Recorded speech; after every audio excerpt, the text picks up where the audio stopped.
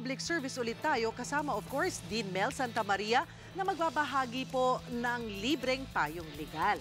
Yan, okay, let's go. Kausapin naman natin ang ating second caller na si Miguel Castantes. Good morning, Miguel. Hello, good morning, ma'am. Ano po ang may paglilingkod sa inyo ni Dean Mel? Good morning, Attorney Mel. Mayroon kasi akong magsi 6 years old na pamangkin. Tapos gusto ko kasi ng kapatid ko na parang ipaampo na lang kasi wala siyang stable job. Ang tanong ko po, ano po bang mga legal process para pag-ampo ng bata? At pangalawa po, Attorney, nung pinanganak kasi yung bata, pinalagay na kasi ng father doon, pangalan ko na. Kaya legal po ba yung mga papers niya? Okay, dalawa ang gagawin mo ngayon. Sapagkat yung birth certificate at nasa pangalan mo na at hindi ka naman talaga ang magulang, iyon ay pakakancel mo.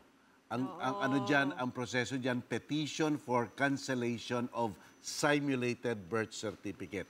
At hindi hindi extraordinary yan, pangkaraniwan yan kasi dito sa Pilipinas, ganun nga ang ginagawa Cheryl, nilalagay ka agad, basta isinilang ang bata, nilalagay na iba ang magulang, pangkaraniwan. Kaya yung petition na yon, madali yon, gawin nyo na yon.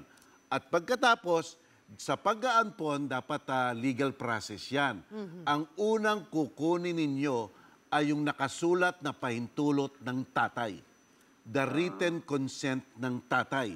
Kung hindi nyo makukuha yan, hindi nyo maaampon yan. Maliban na lang kung yung tatay ay nag-abandona. Hindi mo na makita kung saan mo kukunin yung written consent na yon. Pag ganun ang nangyari, pupunta ka sa DSWD at papadeklara mo yung tatay na nag-abandon sa kanyang anak. Pero sa ngayon ay nagkikita naman kayo, di ba? At nag-uusap. Sa bahay po namin sila nakatira, ma'am. Yung tatay, nakakausap nyo? Yes, ma'am. Sir, sa bahay din namin siya nakatira. Kapatid mo, di ba? Yun naman pala eh. Tama ba? Ayun, yung nanay, nakakausap mo rin? Yung nanay kasi pahiwalay na sila eh. Ayun, kailangan, mas lalo na ang kailangan, written consent ng nanay. So, ibig sabihin, dalawang magulang ang magbibigay ng written consent. Kung hindi mo makukuha yan, hindi mo maampun yan. Pagpalagay na nating nakuha mo na yung written consent, pupunta ka ngayon sa DSWD at ang DSWD magkakaroon ng investigasyon. Kukunin ang financial capacity mo, kukunin ang psychological disposition mo at nung mga magpapaanpon. Kasi siyempre, they will live with this for the rest of their life.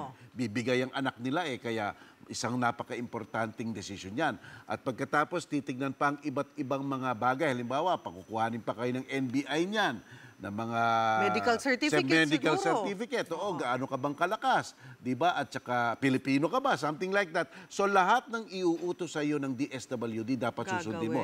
Maganda 'yon sapagkat kung sumunod ka naman, ang proseso sa korte napakadali na sapagkat naayos na sa DSWD, may certificate ka na yung bata pwede nang ampunin.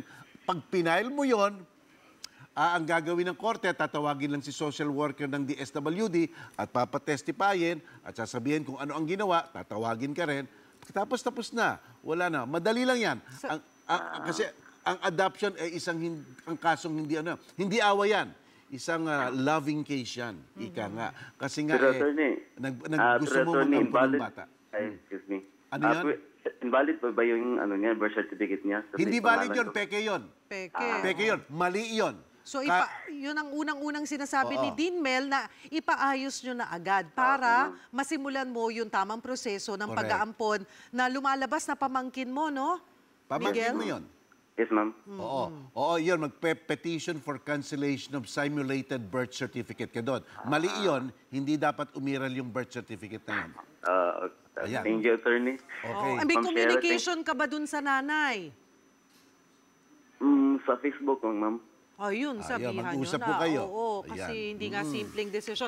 At saka yun, ang sinasabi mo, Attorney Mel, ay kailangan may kooperasyon talaga ng dalawang magulang, lalo na kung nariyan naman, may contact sila. Alam mo kung may kooperasyon ng dalawang magulang niyan, napakadali niyan. Ano ang tansya mo sa yung haba ng proseso? Haba ng proseso, hindi dapat tumagal ng isang taon.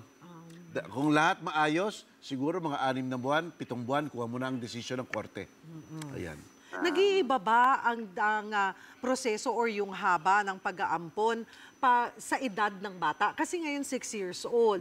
Pag tumungtong ba yan at a certain age, hindi na basta-basta pwedeng maampon ng isang Kasi bata? Magdidesisyon na rin ba yung bata? Sabi sa atin ng batas natin, ang pwede lang ampunin pangkaraniwan ay yung mga minor de edad. At ang minor de edad ay 17 and below. Kaya nga kung ang bata ay 16 years old o 15 years old na inaampun mo, siyempre tatanungin ng bata, siya rin isa psychological testing. Kung ayaw? O yan, maselang yan. Kung ayaw, baka mapigilan yung porte. Kaya dapat talagang suriin yan.